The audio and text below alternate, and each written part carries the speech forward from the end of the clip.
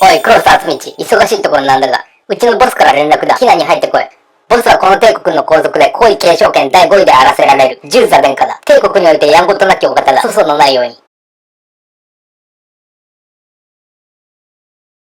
はじめまして、クロス厚道。クレオ君の上司の従座だ。あなたが来るのを待っていました。能力を使わないという誓いの最中に申し訳ないが、君は君の神才能を封じるべきではない。この帝国は危機に瀕して力を貸してほしい。将来君はこの帝国のトップに立ち、帝国を導く新時代のリーダーになっていただきたい。ただし今の君ではダメだ。今の君のままでは、私の言うように成長していってほしい。今は頭が錯綜しているだろう。あまりに急激に人生が変化したから無理もない。だがすぐに目的も変わる。そのうち愛国者としての意識に目覚め、君は自分の人生をこの国の人々のために使うようになる。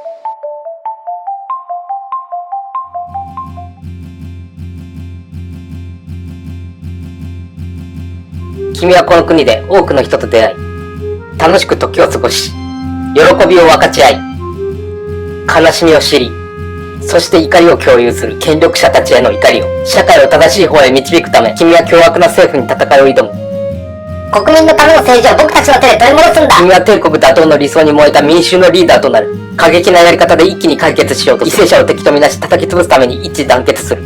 時を経て、愛国者の名のもと、民意を背景に君は戦い続ける。戦いの日々の果てに君は政府を打倒し、頼む、命ばかりは助けてくれ。欲しいものなら何でもやる。バカが、皇帝を処刑する。皇帝が死んだぞ。三代皇帝月光は死んだ。新時代の幕開けだ。階級差のない僕たち民衆のための政府を作るぞ。かつて死んだ憲法を廃止し、新しい憲法を制定する。若き息吹は勢いに乗る。君は力任せに理想を実現する。だがその後世界は君の理想に反して迷走する。話が違うぞ、クロス。前の政権より重罪になるじゃないか。こっちだってみんなのために一生懸命やってんだ。知るか、政治家なら結果責任を取れ。みんなお前を信じていたんだぞ。かつて皇帝に向けられていた群衆の怒りの眼差しが自分に向けられ、自分こそが彼らの代表だったはずなのに、愛していたはずの国民を憎むようになる。多数派の言い分は正しいんだ。少数派は黙っていろ。それが民主主義のルールだろう。一度開いた溝は埋まることなく、もつれにもつれ、今度は自分が権力者として庶民と戦う。自分で定めた新憲法を自分で違反し、批判を抑えるために民衆を弾圧し続ける。気がつけば、自分が倒した皇族たちと同じことをしている。さらなる戦いの果てに、愛を失う。かけがえのない愛を。そして大戦が起こる。死んだ。みんな死んだ。かけるニーナ・シロ・レの続きを作品。ミレイ・玉木。こんなはずじゃなかったのに、どこで間違った。皇帝を処刑した時だ。暴君に対して力による反抗では民衆の名を借りた新たな暴君が生まれてしまうんだ。取り返しのつかないことをしてしまった。多くの人を死に至らしめた。自分は生き残って、もう一度やり直せたら、帝国に来たあの日に、過去に戻れたら、そうだ、過去へ。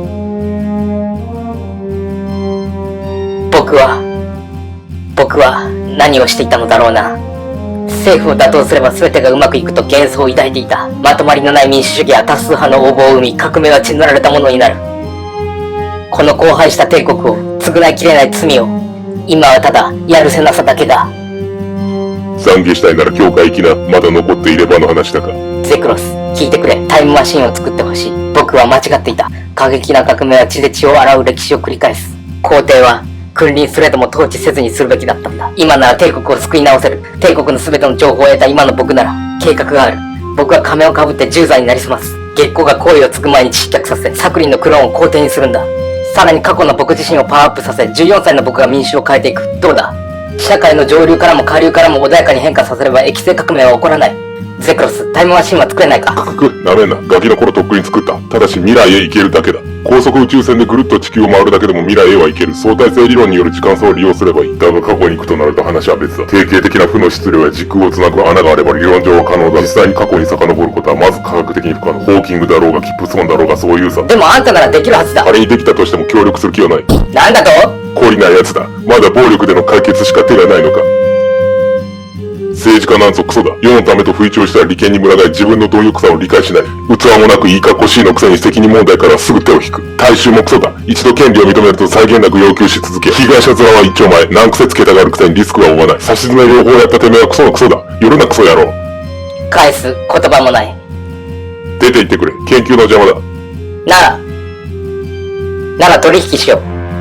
過去での行動はあんたの指示も聞き入れる。それでどうだ。もう2つ条件をつける。黙って聞けとお前には死んでもらうんだ。いいな。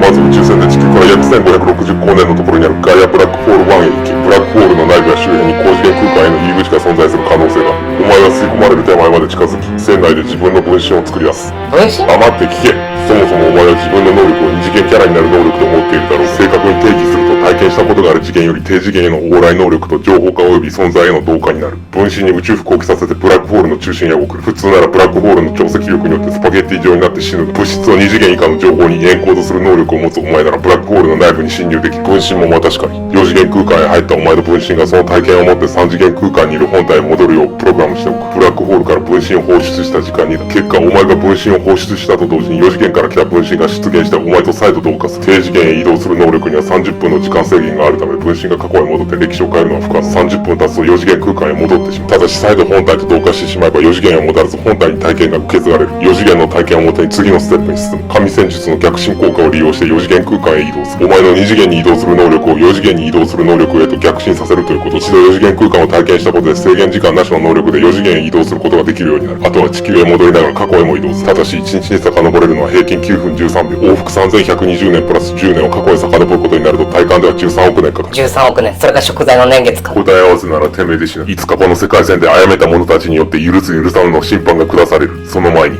生きたくて殺された者たちへのせめてもの罪滅ぼし、死にたくても死ねない呪われた年月を経て、そして救え。最後には救った者たちの手によって冥府へ行くがいい。比類なき愛国の精神とともに。分かったかい？分からないか？ともかく今のまま行けば大戦が起こってしまう。多くの犠牲者を生むことになる。はあ、そんなもんですか。今のまま行けばな、悲劇は未然に防がなければならない。そうならないように君に成長してもらいたいのだ。戦士としても人間としても、そしてリーダーとしても。身を治めることと人を治めることは本来二つのことではない。魅力的なリーダーになってほしい。すでにクレオ君から説明があっただろうが、マクロカリスマは人生経験でレベルが上がる。すでにペンを携帯しておくことだ。人生で役立つことは全て書き出したまえ。人生経験を蓄えるにはそれが一番だ。世に言う常識は多数派による洗脳だ。自分の頭で考えるには自分を深く知ることだ。納得がいくまで失敗をしたまえ。失敗にも手応えがあれば成功に向けて成長しているということだ。指令を出しておく。適宜にこなしておいてくれ。また後日お茶を。何なんですかあの人、人のこと分かったように。こっちのセリフだ。お前ボスは初対面だよな。紛れもなく初対面です。あんな大人に会いたくない。それはいいが戦隊の限界だ。9号線に乗り移るぞ。どうした？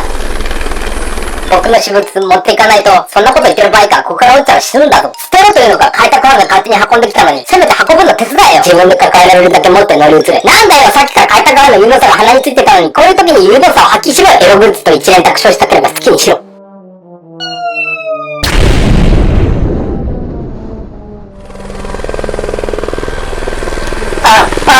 うわー。長年の編集が、おっぱいマウスパートが、限定抱き枕が、そんな悲壮感垂れ流した顔すんな。追突したのが乳化素材の像で命拾いしただけマシなんだぞ。そんなこと言うたかってあんた私物が一つを残して全焼したんですよ。いやいや、もう一つここに残ってるぞ。濡れそぼった放乳を舐めます。だからそれ読むな言うてるやろ。死んだのかお前。有効容赦なく。登場者数オーバーなんで誰か一人降りてください。つうかうるせえから降りろ。なかなか個性的な14歳だな。目の前に現れたのが誰なのかみじんも分かっちゃおらんらしいが。なあ、厚道。今始まる過去と未来の交差帳の物語が。殺してとか死ぬとかよく使ってやると本当に配信すんぞ。なあ、厚道。石にかじりついてでも150まで生きてるわー。